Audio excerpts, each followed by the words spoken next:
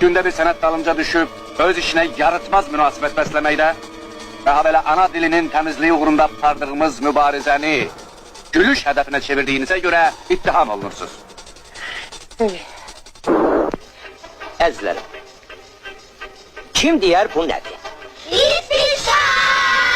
Beşə nədir? Beşə nədir? Bu kibritdir. Kibrit. Yaxşı.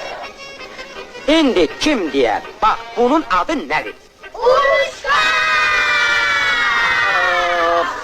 Ay Allah, mən nə bəzbaxt müəlliməm. Ulan nə sabahsız uşaqlar. Uşaqlar, əzizlərim, bu uruçka deyil. Bunun gül kimi adı var. Qələmdir. Yaxşı, bəs bunun adı nədir? Asil! Yox!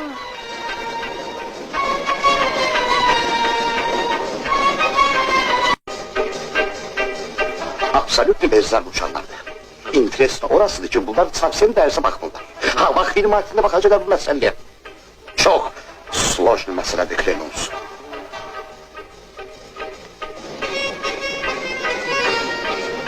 Gördünüz? Bu yazlık Pilpadavatya'da. Bu başaklar salınlar. Nasıl kıyar?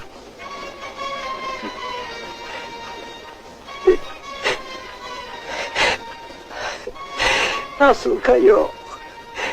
Xərək. Gördünüz. Ot. Yok. Elə bilirsiniz iki kəlmə söz deyib xərəyə uzanmaq mübarizə sayılır? Xeyr, xeyr. Bu bezabraziyadan başka bir şey değil. Bağışlayın möhtərəm hakim. Bezabraziya yok. Biabırçılıq. Kurtardık. Başka.